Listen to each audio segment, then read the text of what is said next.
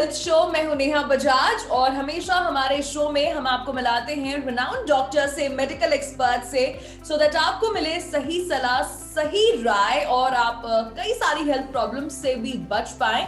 और अगर आज हम बात करें हेयर प्रॉब्लम्स की, यानी कि hair loss, hair fall, hair को हम क्राउनिंग ग्लोरी कहते हैं, यानी कि हमारे सर का ताज। और अगर बाल झड़ने लग जाएं या फिर बॉल्ड पैचेस आ जाएं तो कहीं ना कहीं हमारे पर्सनालिटी और कॉन्फिडेंस में बहुत फर्क पड़ता है।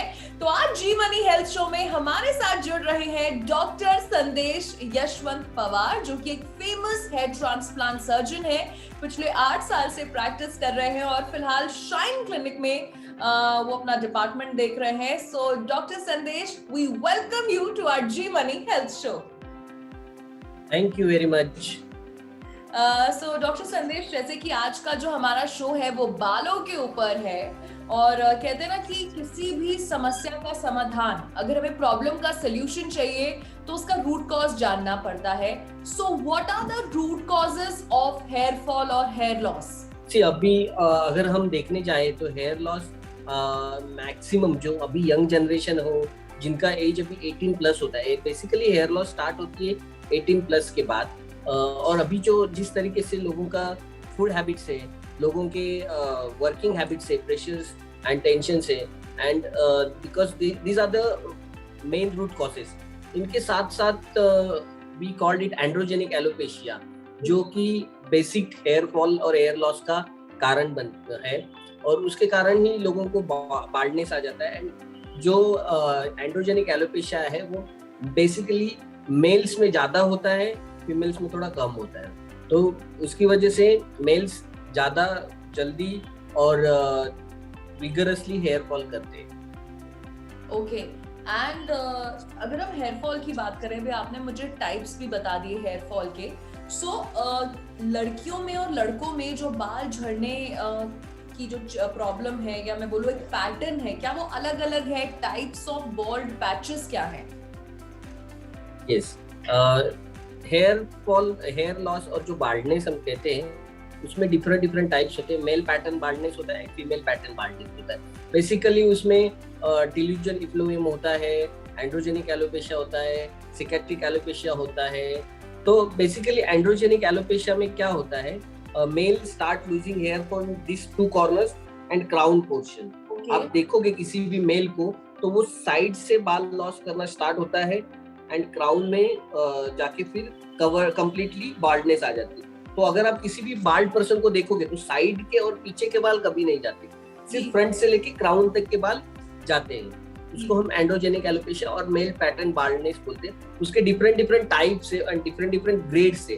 Grade 1, grade 2, grade 3 with vertex, grade 4, grade 5, grade 6 and grade 7। तो डॉक्टर संदेश, अभी तो आपने हमें मेल पैटर्न बॉल्डनेस के बारे में बताया और इनफैक्ट लड़कियों में भी, लेडीज में भी ये प्रॉब्लम देखी जाती है और उनका कॉन्फिडेंस भी बहुत अफेक्ट होता है। सो विमेन में कौन कौन से टाइप की बॉल्डनेस या हेयर फॉल के टाइप्स हैं, उनके बारे में बताइए। देखो, फीमेल्स में बेसिकली सेम ही रहता है।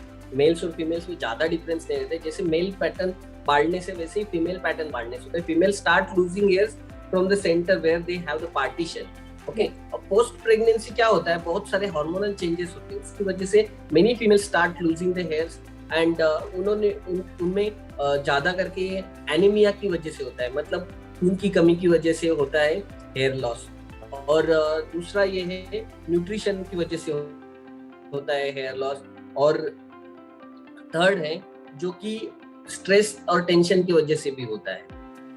ओके, सो मतलब खून की कमी एक बड़ा कारण है हेयर लॉस का। एंड डॉक्टर साहब, अभी तो हम प्रॉब्लम्स के बारे में आपसे जान रहे हैं, कुछ ट्रीटमेंट्स के बारे में बताइए कि क्या क्या ट्रीटमेंट अवेलेबल है, और जो जेनेटिक हेयर लॉस है क्या वो भी रिवर्स किया जा सकता है ट्रीटमेंट से? Yes, genetic hair loss, in the sense we called it androgenic alopecia only.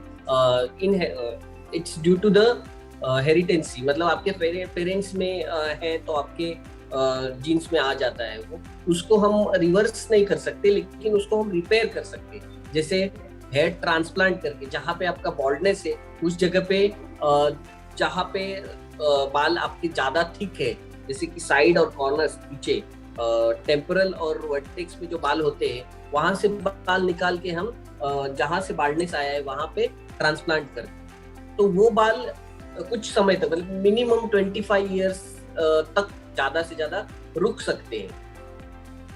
So doctor Pawar, अभी आपने हमें ट्रीटमेंट्स के बारे में बताया कि हेयर ट्रांसप्लांट एक अच्छा विकल्प है, सोल्यूशन है। अच्छा, अगर किसी को हेयर ट्रांसप्लांट नहीं कराना है, जैसे बहुत सारी अभी लड़कियां वो ऑप्ट नहीं करना चाहती हैं, तो और कौन से ट्रीटमेंट्स अवेलेबल हैं और क्या वो इफेक्टिव है और कितना टाइम लगता है, क्योंकि आजकल ऐसा है कि सबको इंस्टेंट रिजल्ट चाहिए।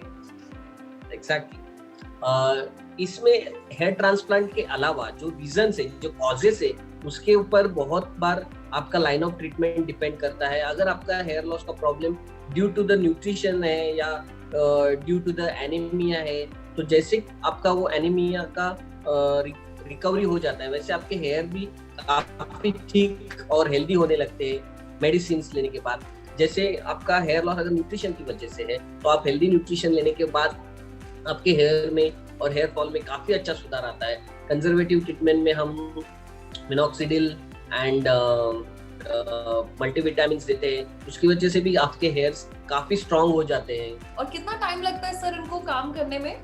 इसमें देखो, इसमें हेयर का जो साइकिल है वो बेसिकली 4 मंथ्स का रहता है। You have to give at least 4 to 6 month, maximum 8 to 18 month तक भी चलता है साइकिल, लेकिन 4 to 6 मंथ तक आपको रुकना ही पड़ेगा। इसमें पीआरपी ट्रीटमेंट होती है, मेसोथेरेपी ट्रीटमेंट होती है, ऐसे डिफरेंट और भी कंजर्वेटिव ट्रीटमेंट्स हैं। ओके, एंड सर अभी तो हमने बात की प्रॉब्लम्स की, टाइप्स की। अब आप मुझे ये बताइए कि जिसको मे बी अभी कोई 24 साल की लड़की है या 24 साल का लड़का है जिसको नहीं है हेयर फॉल, लेकिन आने वाले 5 या 10 सालों में वो फेस कर सकता है, तो इनके क्या प्रिवेंटिव मेजर्स हैं, क्या नहीं करना चाहिए जिससे हेयर फॉल ना हो? देखो, बेसिकली थोड़ा सा डी एडिक्शन मतलब स्मोकिंग, अल्कोहल कंजम्पशन थोड़ा कम करना चाहिए, स्ट्रेस लेवल को थोड़ा मेंटेन करना चाहिए, न्यूट्रिशियस फूड्स लेने चाहिए और मैक्सिमम वाटर इनटेक होना चाहिए, थोड़ा एक्सरसाइज करना चाहिए। उसके वजह से फ्यूचर में जो आपको होने वाला हेयर फॉल है उसको काफी हद तक हम कम कर सकते हैं। जी, और मुझे ये बताइए कि क्या कुछ ऐसी कॉमन मिस्टेक्स हैं जो लोग करते हैं ट्रीटमेंट के वक्त ही, जिससे ट्रीटमेंट काम नहीं करता है?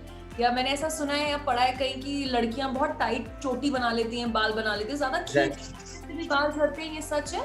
यस, बहुत बार लड़कियां क्या अपने बाल काफी टाइट बांधती हैं, उसकी वजह से हेयर लॉस होने का, हेयर फॉल और हेयर लॉस होने के चांसेस बढ़ जाते हैं। इसका रीजन ये है कि हम इसको ट्रैक्शन एलोपेशिया बोलते हैं। बहुत बार मेल और विगरसली कंघी करने की वजह से भी हेयर लॉस होने के चांसेस रहते हैं। ओके, यानी कि अगर इस कंघी आप अपने सर में करते हैं तो वो भी कहीं ना कहीं हेयर फॉल, हेयर लॉस का कारण बन सकता है। सो डॉक्टर पवार, ऐसा हमें बचपन में सिखाया जाता था कि रोज तेल लगा के रखो, एक दिन रात को तेल लगा के रखो तो हेयर फॉल नहीं होगा। क्या ये मिथ है या सच है कि तेल लगाने से, अगर कोई रेगुलर तेल लगाता है तो बाल नहीं झड़ते? क्या ये एक अच्छा सोल्यूशन है? देखो, बाल ऑयलिंग करना ये सिर्फ आपके हेयर्स या आपके स्कैल्प का टेम्परेचर मेंटेन करने के लिए होता है। बालों की वजह से आपके बाल झड़ना रुक नहीं सकता, या बालों की वजह से ऑयल की वजह से आपका बाल झड़ना रुक भी नहीं सकता और बढ़ भी नहीं सकता। ऑयलिंग करना ये सिर्फ आपके स्कैल्प को टेम्परेचर मेंटेन करने के लिए अच्छा होता है और आपके बालों को थोड़ा सा शाइन देने के लिए अच्छा होता है। Oil is not a medicine. Okay, so oiling रोज अगर आप कर रहे हैं तो ऐसा जरूरी नहीं है कि आपका हेयर लॉस कम हो जाएगा। जरूरत है कि आप स्पेशलिस्ट से मिलें। So thank you so much doctor Pawar, आप हमारे हेल्थ शो में जुड़े और आपने हमें इतने अच्छे टिप्स दिए। Thank you very much. अगर आपको कोई क्वेरीज हो तो you can visit shine hair transplant clinic. Thank you. तो ये थे डॉक्टर पवार जो जुड़े हमारे शो के साथ और उन्होंने बताए हमें कई सारे टिप्स, जैसे कि ऑयलिंग अगर आप रोज कर रहे हैं डेफिनेटली ऐसा जरूरी नहीं कि आपके बाल नहीं झड़ेंगे। और उसके अलावा केमिकल ट्रीटमेंट से हमें बच के रहना है और साथ साथ अच्छी डाइट लेनी है, 4 लीटर पानी पीना है और अगर खून की कमी है तो उसका भी इलाज जरूर करवाइए। तो इसी के साथ मैं नेहा बजाज आपसे लेती हूँ अलविदा। लेकिन हाँ, जी मनी के फेसबुक, इंस्टा और यूट्यूब पेज को सब्सक्राइब करना ना भूलें। आपसे मिलेंगे एक नए एपिसोड में नए एक्सपर्ट के साथ। टिल देन अपनी सेहत का ख्याल रखिए।